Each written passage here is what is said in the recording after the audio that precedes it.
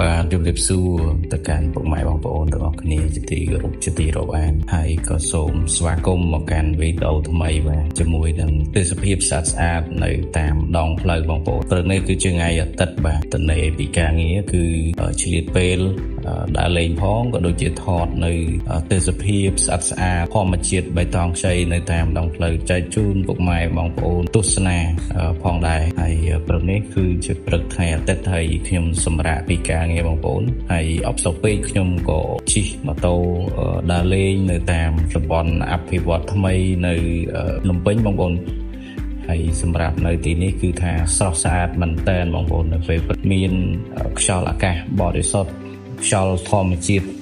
យ៉ាងស្អាតយ៉ាងបរិសុទ្ធបាទហើយជិះម៉ូតូទៅគឺធ្វើឲ្យអារម្មណ៍យើងស្រស់ស្រាយមែនតើបងប្អូនហើយនៅតំបន់នេះគឺជាតំបន់អភិវឌ្ឍទីក្រុងភ្នំពេញថ្មីបងប្អូនគម្រោងរបស់គេនឹងគឺជាគម្រោងផ្ទះល្វែងផ្ទះវិឡាមានជាច្រើនបងប្អូនមានផ្សារមានផ្ទះអីចឹងណាហើយសម្រាប់ផ្លូវថ្នល់នៅទីនេះគឺធំទូលាយមែនតើសម្រាប់ថ្ងៃអាទិត្យបែបហ្នឹងគឺមិនសូវជាមានម៉ូតូឡានច្រើនប្រហែលទេបងប្អូនហើយរៀងស្រឡះដែរហើយខ្ញុំជិះម៉ូតូជាមួយនឹងក្រុមគ្រួសាររបស់ខ្ញុំជិះផងទៅខ្ញុំក៏ថតលេងផងបងប្អូនហើយសម្រាប់ការជិះនេះគឺខ្ញុំអត់ជិះលឿនទេបងប្អូនហើយខ្ញុំជិះតិចដើម្បីផ្ដិតយករូបភាពស្អាតចែកជូនពុកម៉ែបងប្អូនទស្សនាហើយនេះគឺជាអាគារបាទចិត្តក្រុងដែរទេបងប្អូនហើយអាគារពោះហ្នឹងនៅកណ្ដាលក្រុងតំបន់នេះគឺនៅកណ្ដាលក្រុងដែរបងប្អូនតែរៀងឆ្ងាយពីកន្លែងអាគារពោះនិយាយទៅតំបន់នេះគេហៅផ្លូវ60ម៉ែត្របងប្អូនគម្រោងមានច្រើនបងប្អូនមានផ្សារមានផ្ទះបុរីផ្ទះអីគេអញ្ចឹងហើយបើនិយាយពីខ្យល់អាកាសធាតុនៅតំបន់នេះគឺថាល្អមែនទែនពុកម៉ែបងប្អូនអើយបើបានរស់នៅវិញគឺថាស្រស់ស្រាយណាស់ប៉ុន្តែសម្រាប់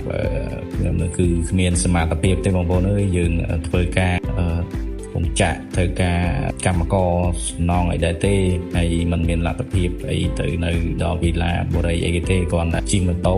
ជិះអីទៅឃើញស្អាតក៏ថតចែកជូនពុកម៉ែបងប្អូនមើលទស្សនាហើយជិះទៅបងប្អូននេះចូលមកដល់ផ្សារជីបម៉ងគឺធំបងប្អូនធំមែនតើហើយ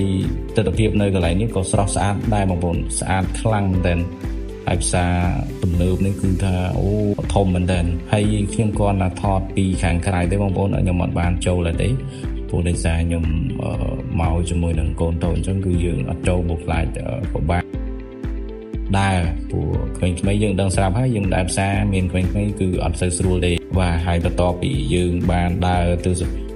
មើលទៅសភាពនៅតាមតំបន់ហៅថាអភិវឌ្ឍថ្មីចប់ហើយយើងក៏បានជិះម៉ូតូចេញមកវិញហើយជាចុងក្រោយអត់មានអីទេបងប្អូនបើសិនជាចូលចិត្តវីដេអូរបស់ខ្ញុំក៏ដូចជាវីដេអូបែបហ្នឹងសូមបងប្អូនជួយ like ក៏ដូចជា subscribe នៅ channel YouTube ខ្ញុំម្នាក់មួយផងសូមអរគុណ